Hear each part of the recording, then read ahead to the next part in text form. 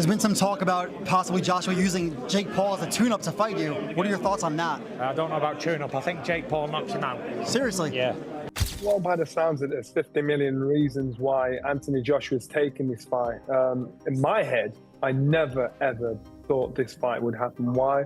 Because of Anthony Joshua's desire to be in the history books, to be a three-time heavyweight champion of the world. To me, it shows me his desire. Pick up 50 million along the way. Nobody can knock him for this. This is now business. Heavyweight boxing experts have shared their thoughts about the Jake Paul versus Anthony Joshua fight. Tyson Fury did not hold back when giving his prediction for how the fight would go. Fury told Ring magazine months earlier that he didn't believe in any warm-up talk and said he felt Jake Paul would knock Joshua out. He explained that he thought Paul would stop AJ because Joshua was no longer at his best, while Paul was improving, and he liked Paul's new heavyweight shape, a little chubby and strong. Fury also said Paul looked good when he beat the older Chavez Jr., who had once been a middleweight, and he liked how Paul called out fighters from every weight class, from featherweight to heavyweight, calling them our team. About possibly Joshua using Jake Paul as a tune-up to fight you. What are your thoughts on that? I don't know about tune-up. I think Jake Paul knocks him out. Seriously? Yeah. Why so? What impresses you about Jake Paul? I just think Jake Paul would knock AJ out. I think AJ's a spent force, and I think Jake Paul's on the rise. And I like his new heavyweight look. In a surprising update, Paul suggested that his fight with Joshua is not guaranteed after he posted on X saying he was not expecting much for 2025 because there were too many yes men involved.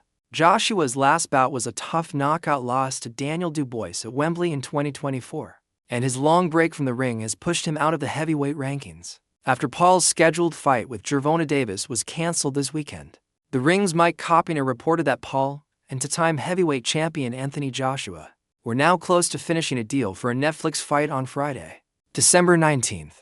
The journalist said the agreement was nearly complete for a real professional heavyweight match that would count on both fighters' official records. Eddie Hearn, Joshua's longtime promoter, said publicly that the matchup would be a proper fight under Queensberry rules, with 3-minute rounds, 1-minute rest, and 10-ounce gloves. It has been rumored that the purse for the super fight could be a straight 50-50 split, giving both fighters around £70 million just for entering the ring. Paul claimed he would defeat Anthony Joshua, saying the British star had a weak chin. And surprisingly, Fury, whose younger brother Tommy gave Paul his only career loss, is supporting Paul over his fellow Brit, the 28-year-old, who has faced names like Mike Tyson and Julio Cesar Chavez, currently holds a professional record of 12 wins and 1 defeat. Joshua's promoter and Matchroom CEO Eddie Hearn told BBC Radio 5 that people were rushing ahead, and that Joshua already had a major fight with Tyson Fury planned for next year, even with so many rumors about the Paul deal. Hearn explained, "We may run into 2025. We were thinking of having a simple warm-up somewhere. If that happens to interrupt Paul's plans and earn tens of millions at the same time, then maybe." Nothing is confirmed yet. Joshua, who was born in Watford, reportedly told Sport 1 that Fury must face him. Meanwhile, former heavyweight title challenger Derek Chisora gave a very blunt prediction about the possible fight between Joshua and Paul, speaking to Seconds Out. The British heavyweight said that AJ would completely overwhelm Paul. Despite all the mixed opinions, the 41-year-old commented, "I'm excited. We can finally put the Jake Paul story to rest. If that fight happens, it will be one-sided. AJ is far too strong for him. It wouldn't be fair," he added. Right now, Jake Paul will be studying AJ's last fight with Dubois and will try to use that. It's all about how AJ handles the man in front of him. Whatever happens, it will be entertaining. Paul doesn't have the power to hurt Joshua. Jake Paul would be in real trouble after that fight. Heavyweight contender Andy Ruiz also shared his thoughts with Covers, giving his opinion on Paul and guessing what might happen if they were ever to meet in the ring. With millions of YouTube followers, Paul is clearly bringing new eyes to the sport, something Ruiz acknowledged. However, the former champion did not hold back when talking about the level of fighters Paul has chosen to face. Ruiz said, "At first, I thought it was good because it brought attention to boxing. Everyone was talking about it. But once he started picking fights with older or smaller guys, it felt disrespectful. I don't want to criticize too much, but it's unfair for him to choose fighters who are not his size or age." When asked who he wanted Paul to face, Ruiz replied, "I think I'd like him to fight Andy Ruiz." Going further, he said, "I want him to fight someone tough, someone at his level and in the same weight class. I think the Davis fight would have been interesting. If Gervonta had moved well and countered, Anything could have happened. Boxing is unpredictable, but I just want Paul to face a real challenge. When explaining how a matchup might play out, he said, maybe for rounds. I'd pressure him, attack his body, move, and throw combinations. Probably for rounds. What once seemed like pure fantasy or attention-grabbing hype now feels possible. Anthony Joshua, a former Olympic gold medalist and two-time unified heavyweight champion, is trying to return to title contention. Even though a fight with Paul would likely be only a tune-up and a profitable event, Paul's record shows just one loss to Tommy Fury, making the idea of him fighting. No, I don't think so. So now they're putting this domestic level fight in with a former heavyweight two-time champion of the world. The weight is 245. So I think last time Anthony Joshua weighed around that was when he boxed Usyk. That means he's got to be fight fit on point, because his last fight he was 18 stone. I think it was 254 against Danny Dubois. So now he basically saying you've got to get yourself in position, get yourself fit, and get yourself ready for fight. It's not tiddlywinks. This is a fight. It's not. Former cruiserweight world champion Tony Bellew is firmly against the matchup, but he told the Stomping Ground how long he thinks the fight would last if it ever happened. He said it would go on only as long as Joshua wanted it to. Simple as that. If Joshua wished to end it early, he could. The professional boxer would control how long the fight continued. David Hay warned that no special rules would protect Jake Paul from being clearly outmatched by Anthony Joshua, saying the quickest ending possible was the best outcome Paul could hope for. Even though Paul has been criticized for the level of competition he has faced, he has still become one of the most talked about names in boxing. His record stands at 12 wins from 13 fights, with most of his opponents being retired MMA fighters. His biggest victory came last year against 59-year-old Mike Tyson. Paul's only defeat came against Tommy Fury, a fellow beginner better known for his time on Love Island than for his boxing success. Joshua, a two-time heavyweight champion and one of the strongest fighters of his era, is a completely different challenge. Hay told Metro while representing Hyatt that this matchup would be much easier for AJ compared to his other options. This isn't Tyson Fury. This isn't even Francis Ngannou. This is a cruiserweight with 13 fights who lost to Tommy Fury, Hay said. He added, AJ is an amateur champion, an Olympic gold medalist, and a two-time world heavyweight champion. This is a totally different level for Jake Paul, and I don't think he has any real chance if this fight happens. Even if the rounds are 2 minutes long, or whatever the rules are, as long as AJ is allowed to punch. The fight lasts only as long as AJ wants it to. Many people have expressed concern about Paul's safety if the fight goes ahead. Considering Joshua's power, former UFC heavyweight champion Francis Ngannou experienced that strength in March 2024, when he faced Joshua and lost very quickly. Hay suggested that Paul's best hope would be for the fight to end fast, which might prevent him from taking too much damage over time. Hay said boxing is extremely tough at any level, and that fighters always need to protect their health. He explained that going in against someone as explosive as Joshua is not the place to learn on the job. He also said the fight would certainly be approved because it would generate huge money. According to Hay, Paul's safest outcome would be for Joshua to finish the fight early rather than drag it out. He added that serious injuries usually come from taking repeated hits over many rounds, especially when a fighter is exhausted or struggling late in the fight. But he expected this contest to be a short one, with Joshua taking control quickly. A tough night and some soreness, he suggested, might be the worst Paul would leave with. He also said he didn't think Paul was the kind of fighter who would push through a long, punishing beating. Joshua has been out of the ring for over a year after a difficult loss to Daniel Dubois in September 2024, a night when he hoped to reclaim a world title. Some reporters and retired fighters have already suggested that the 36-year-old could damage his legacy by facing someone with Paul's limited experience. But boxing has a long history of unusual matchups, and this would not be the first. The 2023 fight between Tyson Fury and Francis Ngannou faced similar doubts.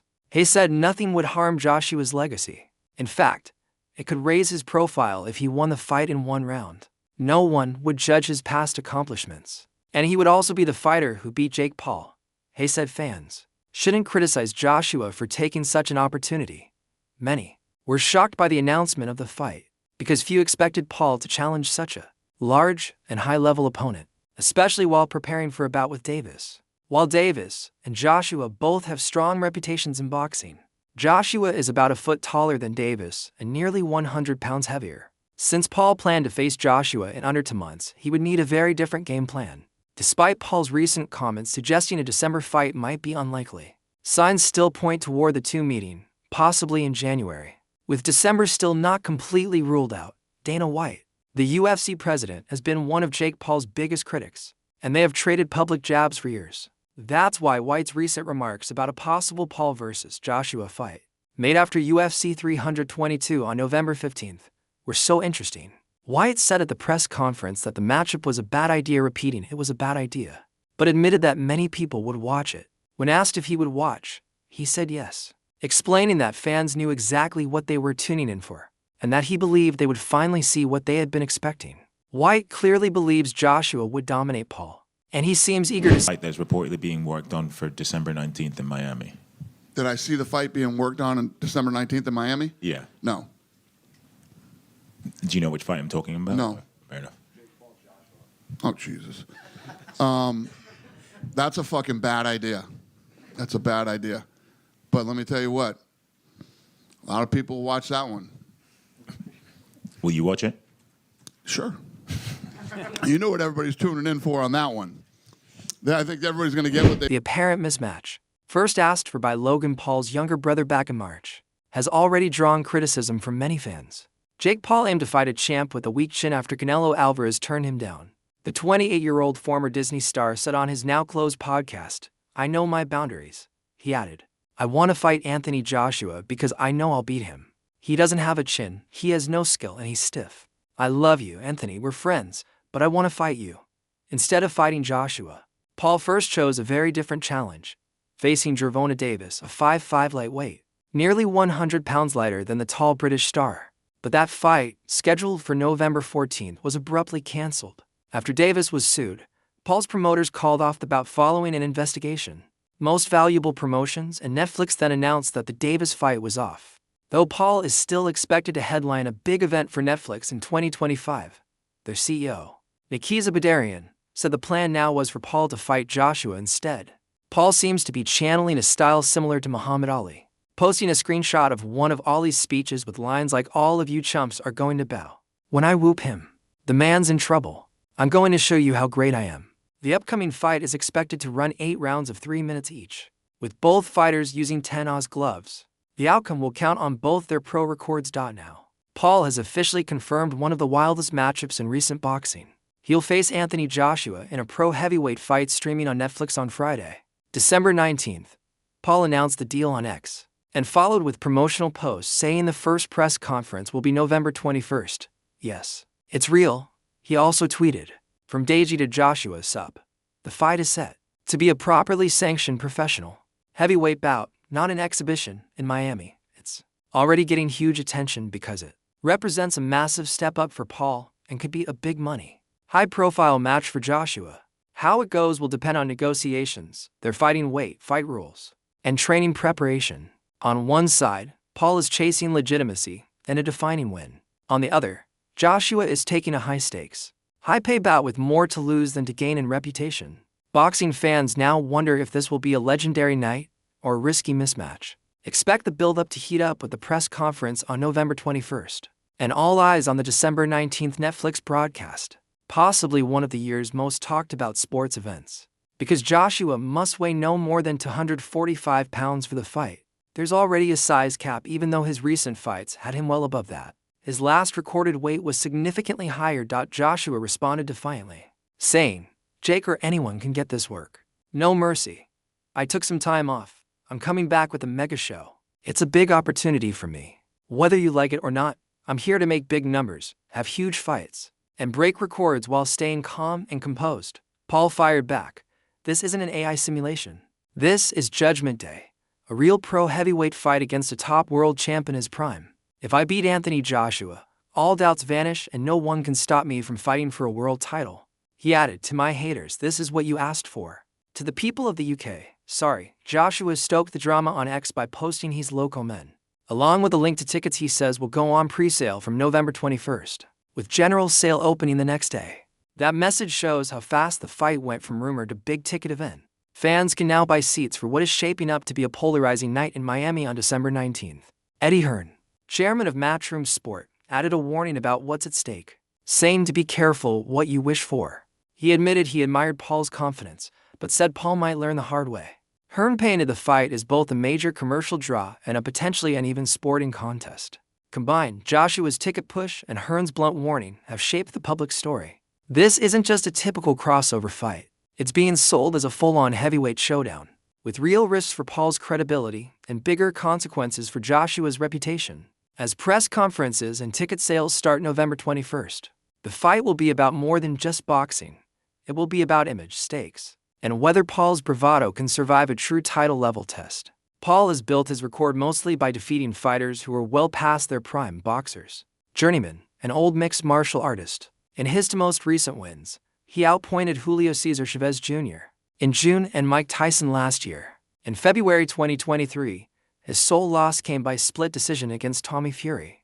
The disparity between the fighters is huge. Joshua recently weighed in at 252 pounds, while lightweights fight at 135 pounds, showing how massive the step.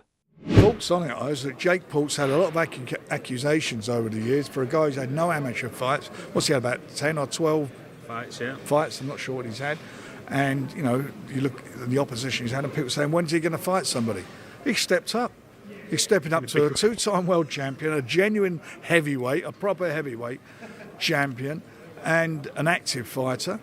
And this is a big moment for him.